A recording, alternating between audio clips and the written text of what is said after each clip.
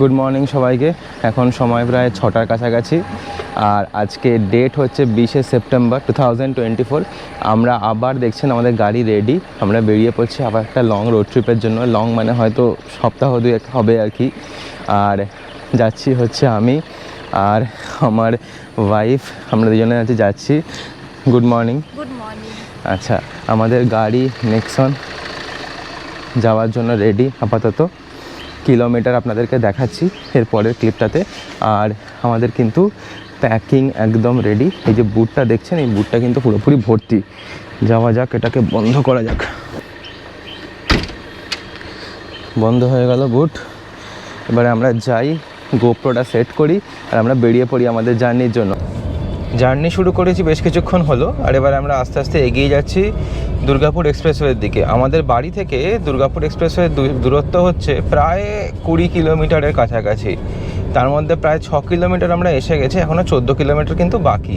আর এই যে রাস্তাটা, এটা হচ্ছে আমাদের বাড়ি থেকে সুগন্ধা মোড় হয়ে দুর্গাপুর এক্সপ্রেসওয়েকে কানেক্ট করে। বেশ সুন্দর রাস্তার দুপাশে গাছ পাবেন আপনি, মাঝে মাঝে ছোটো ছোটো বাজার বা জনপদ আছে। তবে রাস্তাটা কিন্তু সিঙ্গেল লেন রাস্তা। এই রাস্তাটা কয়েক বছর আগেও খুব খারাপ ছিল, কিন্তু এখনও তো আপাতত দেখছি যে সেরকম খারাপ নেই, মানে ভালোই আছে। আর এখান দিয়ে কিন্তু বড় বড় লরি যেগুলো দুর্গাপুর এক্সপ্রেসওয়ে থেকে এসে দিল্লি রোডে ওঠে, এই রাস্তাটা কিন্তু ব্যবহার করে, কারণ মানে রাস্তার কোয়ালিটি ভালো, ইজিলি চলে আসতে পারে। আমরা শ্যুট করছি 4K 30 FPS-এ। 60 FPS আমার মনে হয় এখনও প্রয়োজন নেই। 30 FPS হচ্ছে এনাফ আমরা যা শ্যুট করি তার জন্য। আচ্ছা, আরেকটা কথা বলি, আমরা তো বেরোচ্ছি এবার সেপ্টেম্বরে স্পিতির জন্য, কিন্তু কথা হচ্ছে যে আমরা জানি না আমরা চন্দ্রতাল দেখতে পাবো কি পাবো না। আদৌ আমাদের আশা আছে 100% আমরা পাবো, কিন্তু যদি স্নোফল বেড়ে যায় তাহলে কিন্তু মুশকিল আছে। তাই যারা অক্টোবরে স্পিতি প্ল্যান করছেন, তাই চন্দ্রতাল কতটা হবে সেটা কিন্তু খুব একটা ডাউটের বিষয়। মানে অক্টোবরে এখান থেকে স্টার্ট করলে তো হবেই না, অন্তত আমরা যদি 2 সপ্তাহ আগে স্টার্ট করতে পারতাম তাহলে বেশ কিছুটা চান্স ছিল যে আমরা করতে পারবো চন্দ্রতাল। কিন্তু আমাদেরও একটা ভরসা আছে, কারণ দেখছি আস্তে আস্তে ওয়েদার বেটার হবে এবং আমরা যে সময়টা পৌঁছবো সেই সময় সানি ওয়েদার দেখাচ্ছে। তো সানি ওয়েদার থাকলে আশা করি অসুবিধা হবে না, কিন্তু পাহাড়ের ওয়েদার তো, তারা তো আর একই ওয়েদার বা এগুলো মেনে সবসময় চলে না। তো সেখানে কিন্তু চেঞ্জ হতে পারে, মানে ওয়েদার চেঞ্জ হতে পারে। রাইট টার্ন নিয়ে আমরা পৌঁছে যাব হচ্ছে দুর্গাপুর এক্সপ্রেসওয়েতে। দেখি কাকু একটু সাইড দাও, বাহ, থ্যাংক ইউ।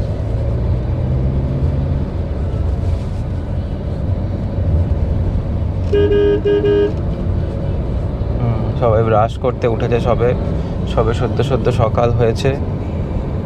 এখনও 4 ঘন্টা 34 মিনিটের রাস্তা বাকি, 252 কিলোমিটার। দুর্গাপুর এক্সপ্রেসওয়ের এই অ্যাপ্রোচ রাস্তাটাকে দেখে তো মনে হচ্ছে উন্নতি হয়েছে। এটা তো মানে অত্যন্ত ভাঙা জঘন্য ছিল, মানে আমি এদিকটা অনেক দিন যাইনি। আচ্ছা, এবার দুর্গাপুর এক্সপ্রেসওয়ে তোমার মার্চ করছি। আমরা মার্চ করে গেলাম দুর্গাপুর এক্সপ্রেসওয়েতে। এবার চলা যাক। এটা হচ্ছে 4 lane expressway going to be 6 lane expressway from কোথা থেকে, ডানকুনি থেকে পালসিট পর্যন্ত। তো এর মধ্যে একটা গল্প হয়েছে। একদিন আমি কলকাতা থেকে উবারে আসছি, কোনো একটা কারণে বাড়ি ফিরছিলাম উবারে, হয়তো এই গাড়িটা সার্ভিস সেন্টারে দিয়েছিলাম বা কিছু একটা কারণ ছিল। তো উবার যিনি চালাচ্ছিলেন তিনি বললেন আমি সব ধরনের গাড়ি চালিয়েছি। সব ধরনের গাড়ি বলতে এই তো মানে লরি, বাস, ছোট গাড়ি, এখন উবার চালাচ্ছি, একটা ওয়াগনার চালাচ্ছি। আমি আচ্ছা।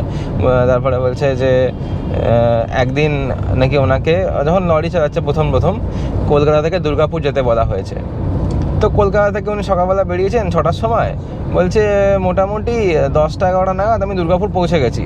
দিয়ে মালিককে ফোন করছি, ভাবছি যে মালিককে বলে মালিক আমি পৌঁছে গেছি দুর্গাপুর। হ্যাঁ, মানে মালিক খুশি হবে আর কি, এরকম ব্যাপার আর কি। মালিক বলছে আরে তুমি অলরেডি দুর্গাপুর পৌঁছে গেলে? বলছে কেন? বলছে কততে চালিয়েছো? বলে কেন 60, 65, 70? বলছে আরে রে, এ আমার সব বিজনেস লাটে তুলে দেবে, এ সব তেল শেষ করে দিল। আরে যাবে তো 30 আর 40-এ, তেল বাঁচাতে হবে তো। সেই লরিগুলো রাস্তায় চললে আমার এই ব্যাপারটা মনে পড়ে, ওর কথাটা, যে মানে কি বলবো, লরির মালিক বলবে যে ওরম চালাও, নয়তো তেল বাঁচবে কি করে। মানে ঠিকই ওই জন্যই চলে লরিগুলো এরকম আর কি।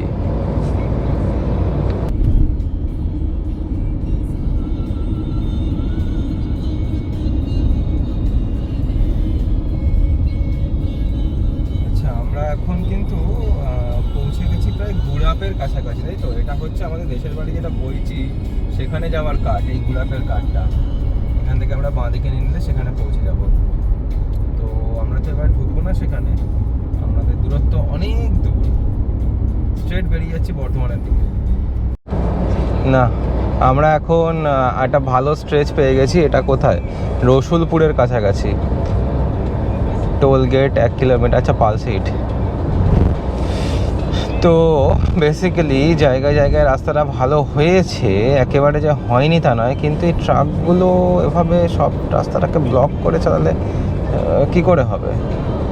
এইখানটা গত বছর কি ভাঙা ছিল, আমরা টোল গেটটা পেরোচ্ছিলাম, আমার মনে আছে। দিকটা কি লেখা আছে এটা? গাড়ি এদিকে যাচ্ছে তো। ক্যাশ। হ্যাঁ, নয়তো এই লেনগুলো ধরলে কিন্তু মুশকিল। দেখি আমাদেরকে আবার কি বলে। যাই হোক, কিছু বলবে না। টোল তো কাটবেই, টোল না কেটে কাকে ছাড়বে এখান থেকে।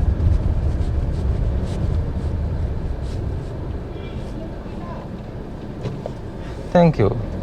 গো।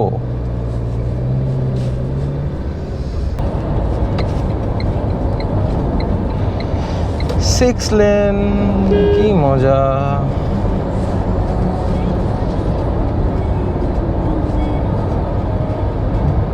আচ্ছা, এই জন্যে টাইম কিন্তু 4 ঘন্টায় তোপচাচি দেখাচ্ছে। তোমার মনে আছে কিনা জানি না, গত বছর কিন্তু আমরা গেছিলাম, আমরা প্রায় 6 ঘন্টায় ধানবাদ পৌঁছেছিলাম। আমি তো ওটাই অবাক হয়ে যাচ্ছি, কি করে হচ্ছে।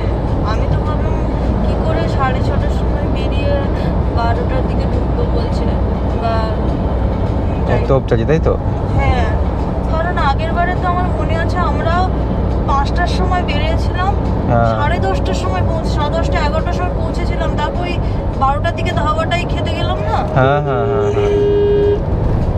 কিন্তু কি বলবো, মানে এই জিনিসগুলো হচ্ছে, রাস্তা তো 6 লেন করেছে, যদি 3টে লেনেই 3টে লরি চলতে থাকে, আমাকে সেই বাঁ দিক দিয়েই ওভারটেক করতে হবে, মানে ইয়ে না থাকলেও, মানে ইচ্ছা না থাকলেও। সামনের রাস্তাটা কিন্তু খুব সুন্দর।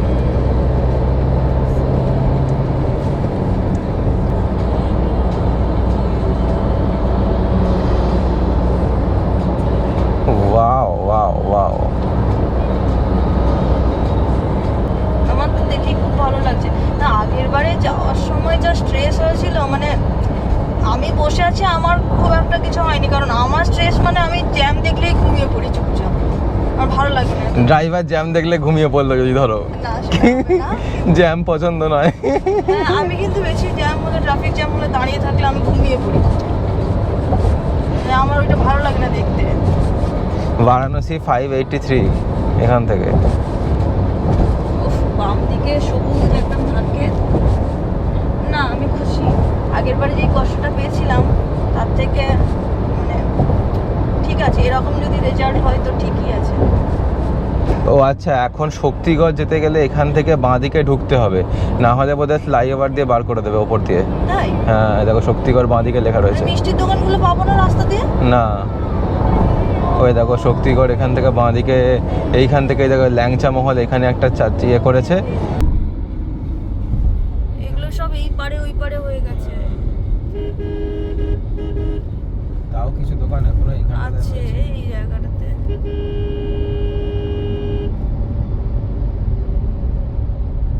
কিন্তু আগের মতো লোকজন নেই, কিন্তু জানি না, হয়তো টাইমিংটার জন্য হতে পারে।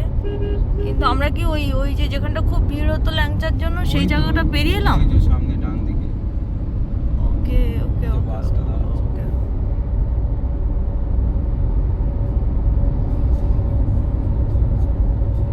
সকালবেলার কি ল্যাংচা খাবে ঘুম থেকে উঠে?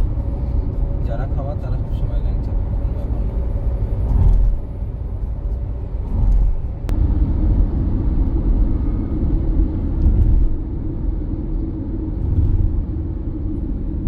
তাহলে বর্ধমান শহরটা কি বাম দিকে?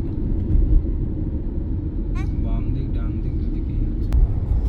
বলো কোথায় আমরা? আমরা এখন বুধবুধ বাইপাস। সামনেটা একবার দেখো রাস্তাটা কিরকম। ওয়াও ওয়াও ওয়াও, কি রাস্তা, কি রাস্তা। কিন্তু মাঝে মাঝে গর্ত থাকলেও থাকতো। গর্ত আছে মাঝে মাঝে, ঠিক আছে, ম্যানেজেবল। আচ্ছা, অনেকক্ষণ গেছি। এখন কটা বাজে? এখন হচ্ছে প্রায় 9টা বাজে একদম।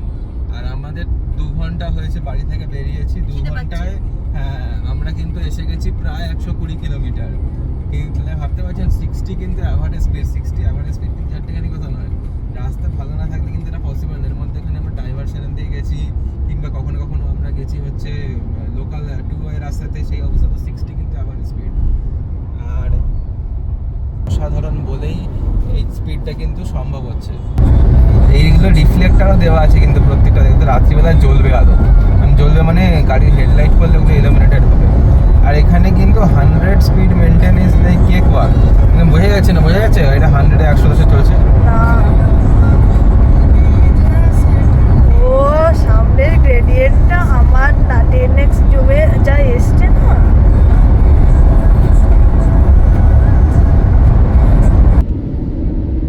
Howrah New Delhi main line, Howrah Asansol.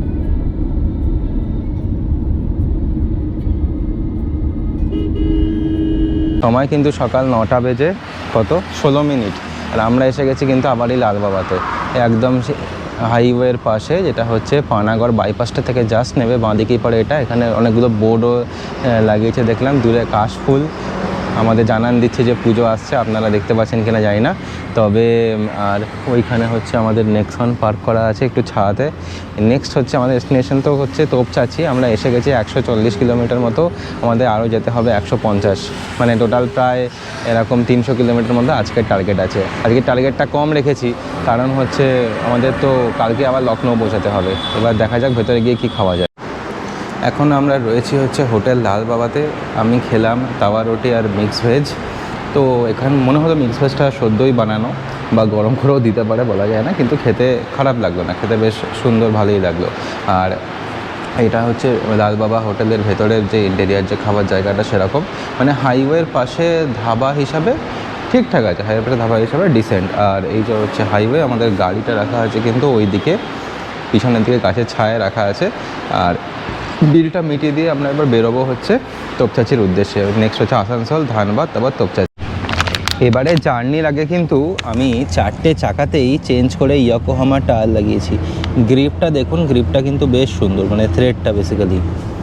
আর আমার তো যেটা পার্সোনালি মনে হচ্ছে, কমফোর্টও বেশ ভালো মনে হচ্ছে আমার পার্সোনালি। দেখা যাক কীরকম হিলি রিজিয়নে কীরকম পারফর্ম করে, বাট আমার বেশ ভালোই মনে হচ্ছে আপাতত। এসে গেছি আজকে আমাদের দিনের দ্বিতীয় টোল, এটা হচ্ছে বাঁশকোপা টোল। আগেরটাতে ডানকুনি না, আগেরটা পালসির টোল প্লাজা ছিল, সেখানে আমরা পেরিয়ে এলাম সেটা। বাঁশকোপাটাতে আমি শুনেছি খুব ভিড় হয়, কিন্তু এই সময়টা মোটামুটি খুব একটাও ভিড় হবে বলে আমার মনে হচ্ছে না। এইখান থেকে লাইন দাঁড়িয়ে যায় গাড়ির আর কি। এখানে কত টোল? 90 টাকা। বাবা, টোলও বাড়তে শুরু করছে। আমাদের ডান দিকে আমরা ক্রস করে যাচ্ছি দুর্গাপুরকে। ওই দেখুন সামনে দুর্গাপুরের জাংশন মল। ডান দিকে যদি দেখতে পান, ডান দিকে হয়তো গোপুরতে আসবে না, পরে ফুটেজ অ্যাটাচ করছি।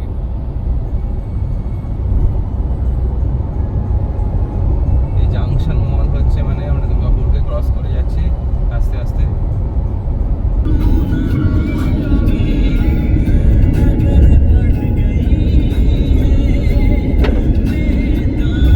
দুর্গাপুর স্টিল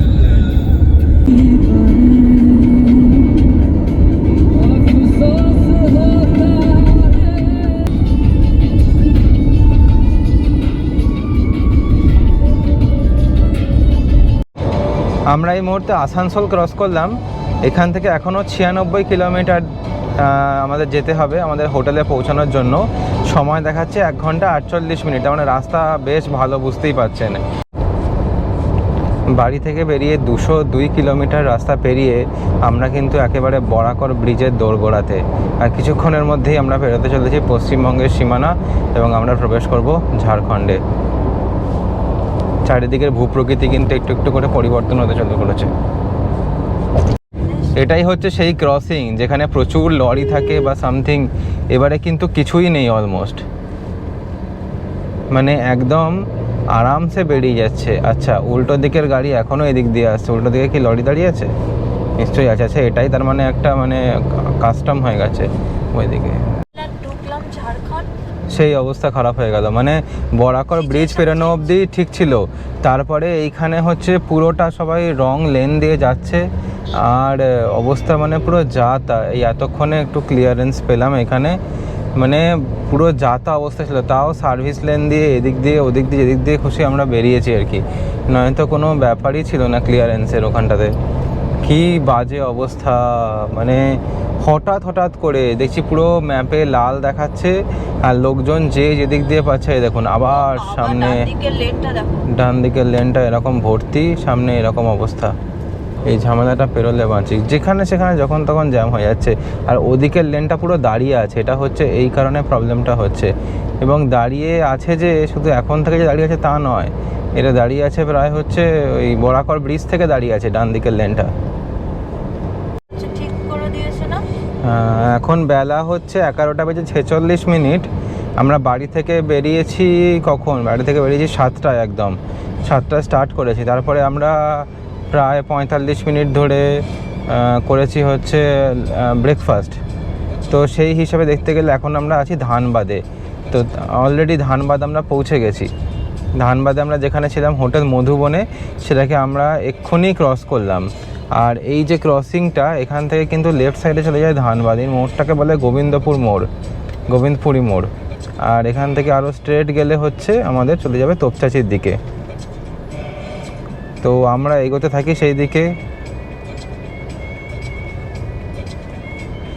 এখন কিন্তু রাস্তার অবস্থা আই থিঙ্ক অনেক বেটার আগের বারের থেকে, কিন্তু আগের বারে প্রচুর পরিশ্রম হয়েছিল আসতে। কোনো সিগন্যাল নেই, কিছু নেই, যে যেরকম পাচ্ছে যাচ্ছে। আমরা আছি তোপচাচি থেকে 22 কিলোমিটার দূরে, যেটা 22 মিনিটের দূরত্ব।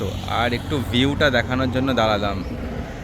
অসাধারণ দেখুন দূরে হাইওয়ে, কি সুন্দর লাগছে। আর এইখানে আমাদের গাড়ি,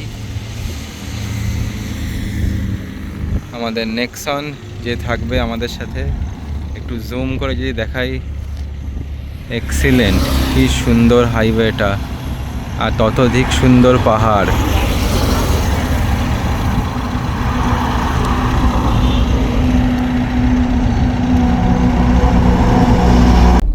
আচ্ছা, আমরা ইউটার্ন নিয়ে এলাম প্রায় 2-2.5 কিলোমিটার দূর থেকে। এই ফ্লাইওভারটায় না উঠে আমরা এখান থেকে লেফট নিয়ে নেব, যাতে আমরা তোপচাচির দিকে যেতে পারি বা আমাদের হোটেলের দিকে যেতে পারি। হোটেলটা হচ্ছে এই ফ্লাইওভারের নিচে, তো সেই জন্য আমাদেরকে লেফট নেওয়াটা বাধ্যতামূলক ছিল। আর জায়গাটা কোথায় দেখুন, পাহাড়ের কাছে। জায়গাটা হচ্ছে একদম ঝাড়খণ্ডে পূর্বঘাট পর্বতমালার কোলে। জায়গাটা আমি গতবারই দেখেছিলাম লাদাখ যাওয়ার সময় আর আসার সময়, বেশ সুন্দর লেগেছিল আমার। কিন্তু সমস্যাটা ছিল হচ্ছে যে টাইম কম ছিল একটু, আর আমরা ছিলাম ধানবাদে। তবে সত্যি কথা বলতে এখানে কিন্তু একটু দিনের বেলায় না আসলে আপনি এটা বুঝতে পারবেন না। মানে রাত্রিবেলায় আসলে এটা যে বিউটি সেটা এনজয় করা যাবে না, এটা হচ্ছে একটা ব্যাপার। অবশেষে বেলা 12:30টার সময় আমরা এসে পৌঁছালাম আমাদের বাড়ি থেকে প্রায় 280 কিলোমিটার দূরের এই তোপচাচিতে। তোপচাচির এই যে ওপরের ফ্লাইওভারটা বেরিয়ে যাচ্ছে, সেই ফ্লাইওভারের পাশেই কিন্তু হচ্ছে শান-এ পাঞ্জাব যে হোটেল, সেই হোটেল। এই হোটেলটা কিন্তু মানে একদম লোকেশন ওয়াইজ বলুন বা যা ওয়াইজ বলুন খুব সুন্দর। আর পিছনে হচ্ছে এটা কিন্তু তোপচাচির পাহাড়। দেখুন লোকেশন কিন্তু অসাধারণ, ঘরগুলো থেকে যা সুন্দর ভিউ না, অসাধারণ লোকেশন। এর মধ্যে এখানে কিন্তু রেস্টুরেন্ট আছে। যারা তোপচাচি লেক যান, লেক যাওয়ার রাস্তাটা কিন্তু এদিক থেকে একটুখানি ভেতরে গেলেই তোপচাচি লেক। তো তোপচাচি লেক যারা যান তারা কিন্তু এখানে আসেন লাঞ্চ করার জন্য। তো আমরা আর লেক মনে হয় না এবার যাওয়া হবে, কারণ আজকে তো অফিসে ছুটি নেই, অফিসে কাজ করতে বসতে হবে, এখন আর লেকে যাওয়া হবে না। অন্য একদিন এসে এখানে থাকবার থেকে হয়তো লেকে 1 নাইট ঘুরেও আসবো। তো এই রিসর্টটা যদি আপনারা ঢোকেন এখান থেকে, বাইরে থেকে ভেতরে ঢোকেন, তো এটা হচ্ছে দেখুন চওড়া রাস্তা, এখান দিয়ে আপনি ভেতরে ঢুকে আরামসে গাড়ি রাখতে পারবেন। খুব সুন্দরভাবে ওয়েল ডেকোরেটেড একটা রিসর্ট। যদি আপনাদের দেখাই, এদিকে দেখুন একটা বেশ সুন্দর একটা বেশ গাছ দিয়ে ঘেরা ব্যাপার স্যাপার। এখানে হচ্ছে রিসেপশন, আর এখানে কিন্তু রুম রেট হচ্ছে অ্যারাউন্ড আপনার 1800 টাকার কাছাকাছি থেকে স্টার্ট হয়। আর তবে সবথেকে যেটা ভালো রুম সেটা হচ্ছে 3200 টাকা। এই 3200 টাকা রেটটা কিন্তু হচ্ছে উইথ ব্রেকফাস্ট আপনাকে বললাম, আর 1800 টাকা রেটটা আই থিঙ্ক উইথ ব্রেকফাস্ট নয়। তো এই যে রিসর্টটা, এখানে আপনারা ইজিলি আসতে পারেন। এসে আপনাকে এবার দেখাই, এখানে কিন্তু একটা পার্কও আছে। পার্কটাকে আপনাকে গিয়ে দেখাবো। আপনি হয়তো দেখতে পাচ্ছেন এখান থেকে একটা ছোটো পার্ক আছে বাচ্চাদের খেলাধুলা করার জন্য। আর এর এন্ট্রি পয়েন্ট হচ্ছে এখান দিয়ে, দেখুন এখান দিয়ে ঢুকে আপনি বা আপনারা এই পার্কটায় যেতে পারেন। সুন্দরভাবে সাজানো, খুব ভালো লাগবে কিন্তু গেলে। তোপচাচি যারা আসছেন বা তোপচাচি যারা আসার কথা ভাবছেন, যদি 1 নাইট স্টে করতে হয়, এই হোটেলটা কিন্তু অবশ্যই আপনারা এখানে স্টে করতে পারেন। এই ঘরগুলো কিন্তু সমস্ত এসি এবং বাবা একটা পুরনো একটা প্রপসও আছে। বাহ, খুব সুন্দর। রাত্রিবেলা প্রবাবলি এটা আলো দিয়ে সাজানো হবে, তখন কিন্তু এটা আরও দেখতে সুন্দর লাগবে।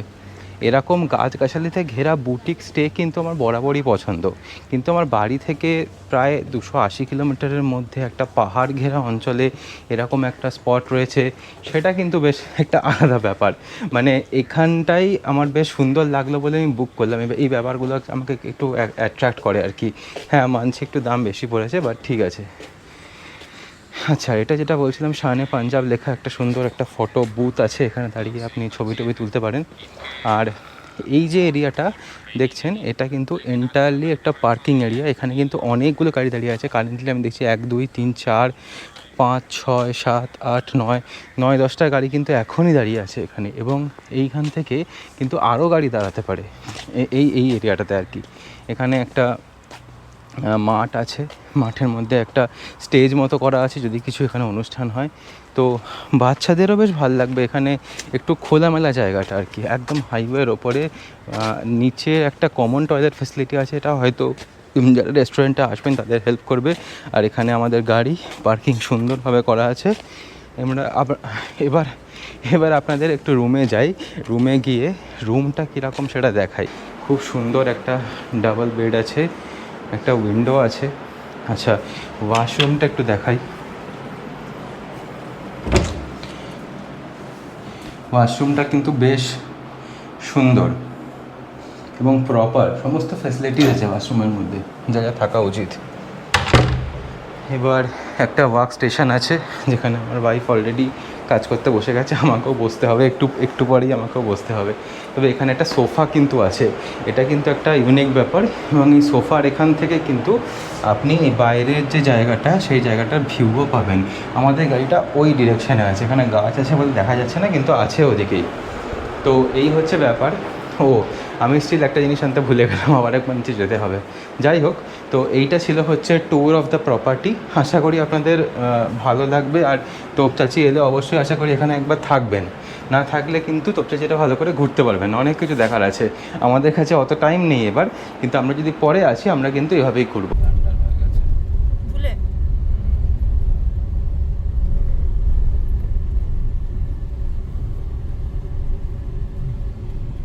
আমরা তোপচাচি আসার পর বিকেলে একটু ঘুরতে গেলাম তোপচাচি লেকে। এই হচ্ছে তোপচাচি লেক, এমনিতে কিন্তু বেশ সুন্দর। আর এখানে হচ্ছে লেকের ওপর দিয়ে বা ড্যামের ওপর দিয়ে একটা রাস্তা। জল সত্যি বেশি আছে ড্যামে, এবং সেই জলটা এখান থেকে ছেড়ে দেওয়া হচ্ছে।